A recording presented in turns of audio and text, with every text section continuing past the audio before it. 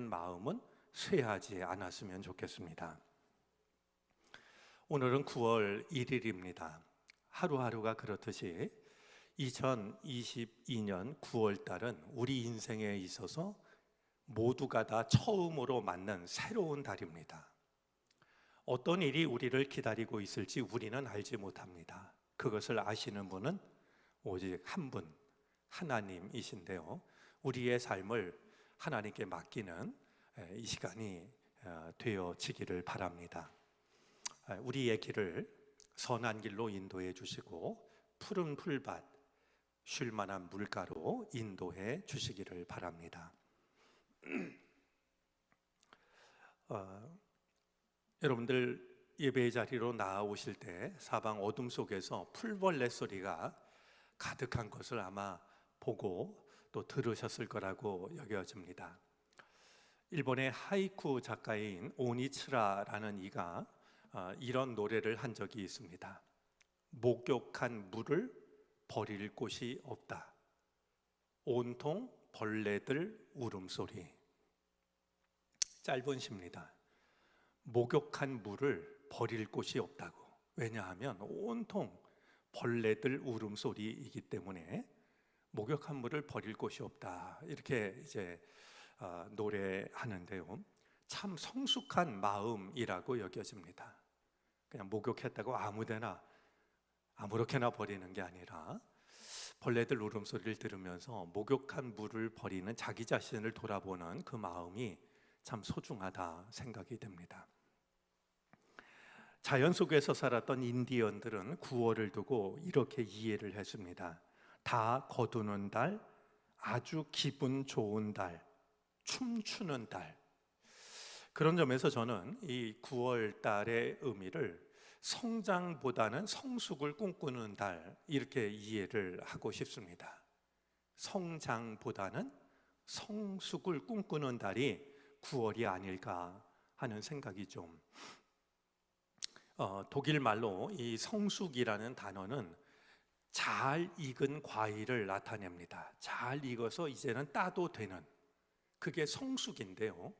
우리가 성숙한 사람, 성숙한 믿음 이렇게 이야기할 때 그 성숙함이라고 하는 것이 바로 잘 익어서 보기도 좋고 향기도 좋고 맛도 좋고 또 사람이 먹으면 즐겁고 또 유익함도 주는 이런 것이 바로 성숙하다라는 말의 의미라는 겁니다.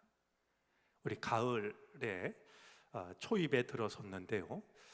우리의 믿음이 성숙함을 꿈꿀 수 있는 믿음이 되기를 바라고 마침내 하나님의 은혜로 우리의 믿음이 성숙함에 이르게 되기를 바랍니다. 이 은총을 새로운 한 달을 주님 앞에서 맞이하는 우리 모두에게 주님께서 선물로 주시기를 바랍니다. 오늘 성경 말씀은 우리가 잘 알고 있는 선한 사마리아 사람 이야기를 시작하는 첫 부분에 해당이 됩니다. 그렇지만 오늘 말씀 자체가 가지고 있는 의미가 중요하다라고 여겨져서 선한 사마리아 사람 이야기와 나누어서 오늘 말씀을 생각해 보려고 합니다. 오늘 이 말씀은 한 율법 교사가 예수님에게 질문하는 것으로 시작이 되고 있는데요. 율법 교사가 내가 무엇을 하여야 영생을 얻을 수 있겠습니까? 라고 예수님께 질문을 합니다. 율법 교사만이 아니라 우리 모두가 물어야 될 중요한 질문입니다. 영생에 대한 질문이니 아마 우리 인간이 물을 수 있는 가장 중요한 질문일 거라는 생각입니다. 우리가 주일 오후 예배를 드리면서 성경을 암송했었는데요. 첫 번째 시간에 암송했던 것이 요한복음 3장 16절이었습니다. 그때 암송을 떠올리지 않아도 요한복음 3장 16절 말씀은 우리가 다 알고 있지 않을까 싶은데 다시 한번 우리가 그 말씀을 같이 외워볼까요? 하나님이 세상을 이처럼 사랑하사 독생자를 주셨으니 이는 저를 믿는 자마다 멸망치 않고 영생을 얻게 하려 하심이니라. 자, 그런 점에서 이 영생이라는 말은 구원이라는 말과 의미가 같은 말이 됩니다. 우리가 구원을 받는다라고 하는 것은 영원한 생명을 받는다라고 하는, 영원한 생명을 누린다라고 하는 것과 같은 의미가 되는 것이죠. 누구든지 나를 믿으면 멸망하지 않고 영생을 얻게 하려 하심이라 하실 때, 이 영생이라는 말을 구원이라는 말로 대체를 해도 얼마든지 어색할 것이 없는 그 의미가 더 명확해지는 것을 우리는 예수님의 말씀을 통해서 확인할 수가 있습니다. 그런 점에서 율법 교사가 물었던 내가 무엇을 하여야 영생을 얻을 수 있겠습니까? 라는 질문은 매우 중요한 질문이 아닐 수가 없었는데요. 이 율법 교사는 중요한 문제점을 보이고 있습니다. 중요한 질문을 하고 있음에도 불구하고 그의 태도에 있어서는 중요한 문제점을 보게 되는데요. 그 중에 한 가지는요, 영생에 대한 질문을 예수님을 시험하기 위하여서 하고 있습니다. 예수님께 내가 어떻게 해야 영생을 얻을 수 있겠습니까? 이 질문은 가장 겸손한 마음으로 무릎을 꿇고 그렇게 물어야 될 질문 아니겠습니까? 그런데 이 율법 교사는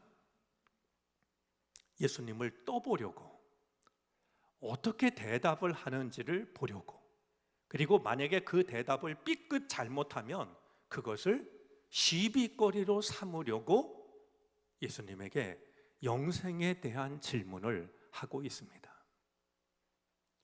여러분, 우리가 신앙생활 하면서요, 정말 노력해야 될 것이 있는데요, 마음속에 미늘을 없애는 일입니다. 여러분, 미늘이라는 말을 아실지 모르겠는데요, 낚시 바늘을 보면은요, 바늘 끝에 되게 꼬부라진 부분이 있습니다.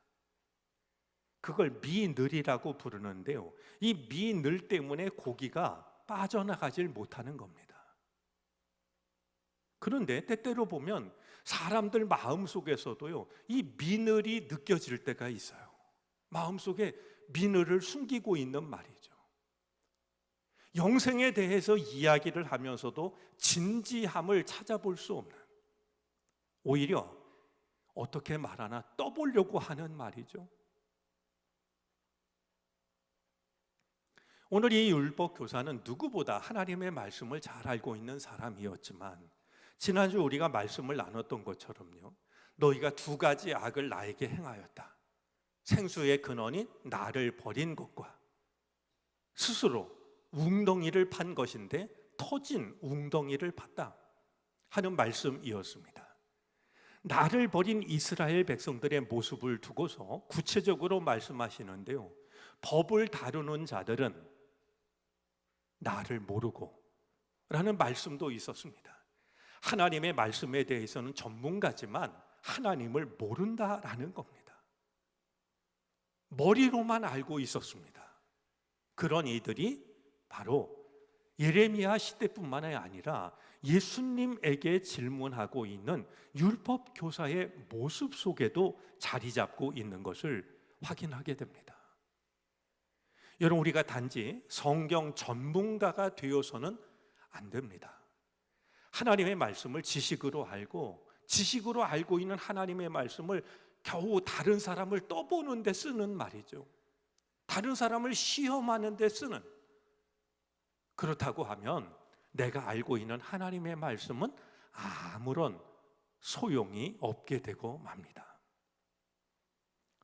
오늘 이 율법 교사가 예수님에게 매우 중요한 질문을 하면서도 그의 태도에 있어서는 결코 올바르지 못한 태도를 보이고 있는 것을 우리가 말씀을 통해서 만나고 있는데요, 우리가 신앙생활하면서 우리들의 겉으로는 좋은 신앙 같지만 우리들의 신앙이 다른 사람을 넘어뜨리게 하는 이런 신앙이 되지 않도록, 내가 알고 있는 하나님의 말씀이 내 마음속에 미늘로 남아있지 않도록 말이죠.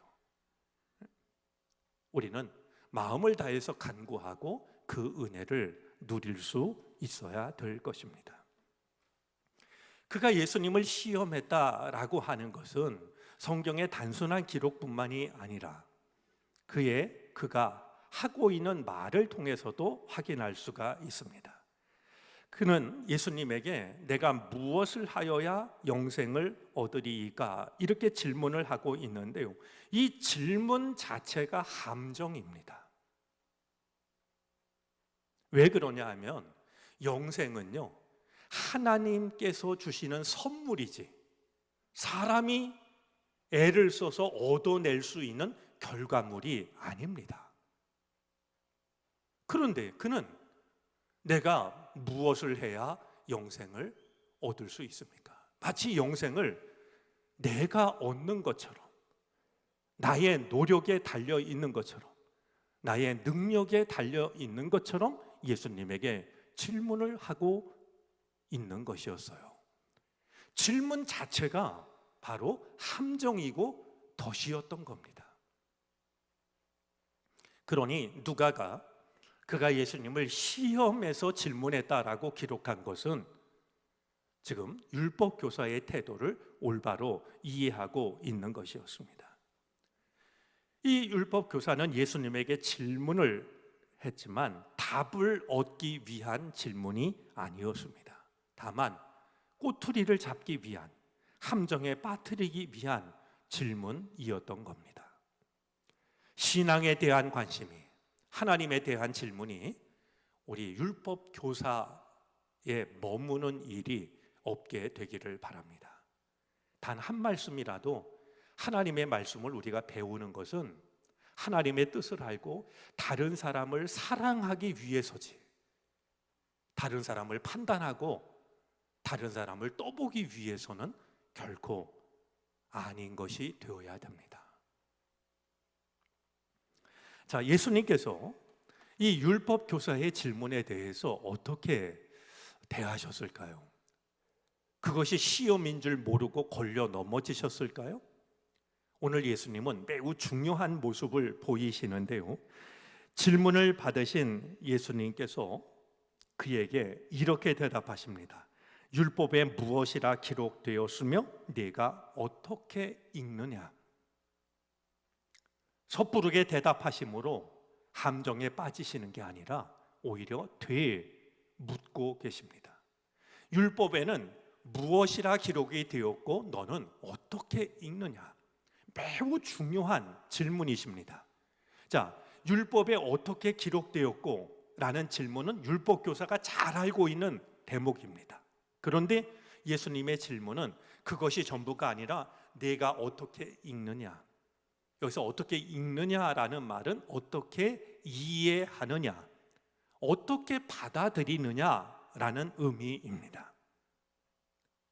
어떻게 기록되었느냐라고 하는 것을 기억하고 아는 것, 그게 중요한 것이 아니라 그 말씀이 내게 무엇을 요구하고 있는지를 이해하는 것이 중요합니다. 예수님은 율법에 기록된 것을 율법 교사가 알고 있는지 모르고 있는지 그것이 관심이 아니라 그걸 어떻게 이해하고 어떻게 받아들이는지를 오히려 질문하셨던 겁니다. 자, 하나님의 말씀을 아는 것도 중요하지만 그 말씀이 어떤 의미인지를 깨닫는 것도 더욱더 중요한 사실이라고 하는 것을 우리 예수님의 말씀을 통해서 마음에 두고, 알고 있다라는 것에 머물지 말고 그 말씀이 내게 요구하시는 것이 무엇인지를 이해하고 말씀대로 살아가기를 힘쓰는 우리들의 믿음이 되어질 수 있기를 바랍니다. 자, 율법 학자가 예수님께 대답을 합니다. 하나님을 사랑하고 이웃을 사랑하는 것입니다.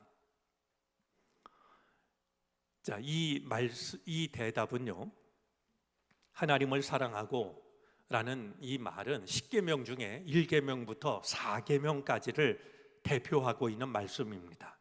또한 이웃을 사랑하라라는 이 대답은 바로 10계명 중에 5계명부터 10계명까지의 6가지 계명을 대표하고 있는 말씀이 됩니다.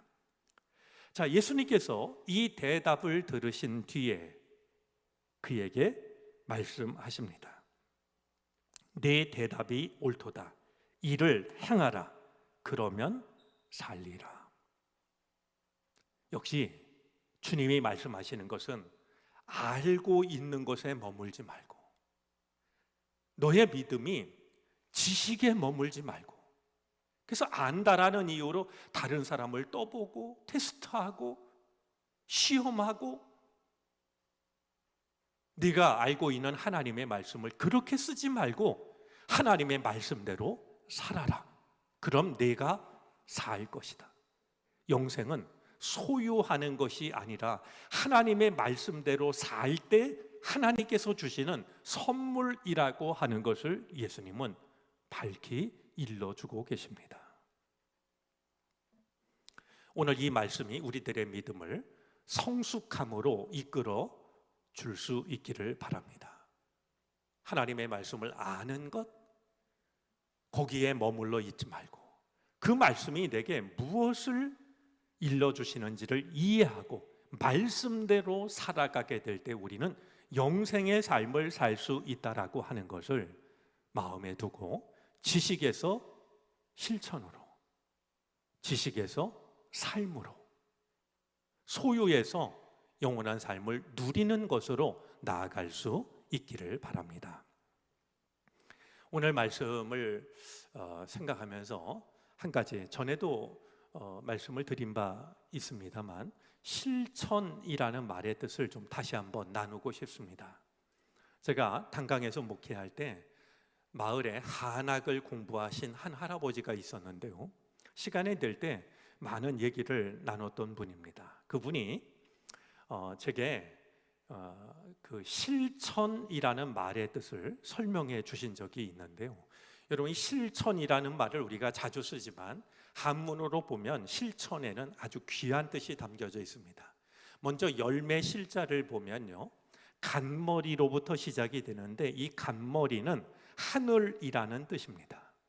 가운데 어미 모자가 있는데요, 이 어미 모자는 우리로 하면 하늘에 계신 우리 아버지 하나님이라는 뜻을 가지고 있다는 겁니다.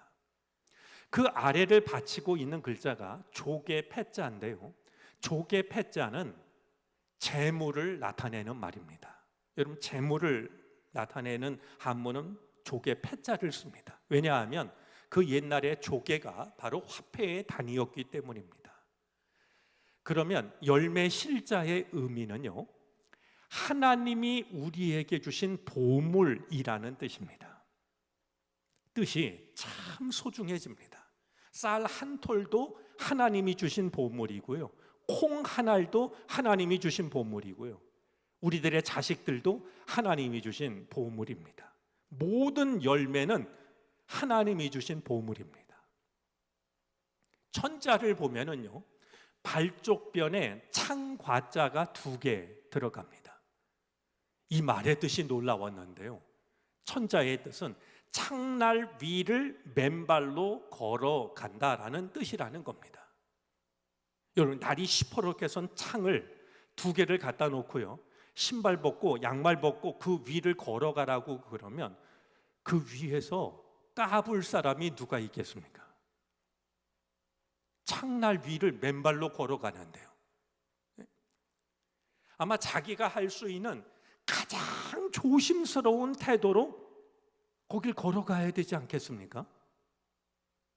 실천은 뭐 하자 이러고 끝내는 게 아니라요, 하나님이 우리에게 주신 보물을 창날 위를 맨발로 걸어가듯이 지키는 것,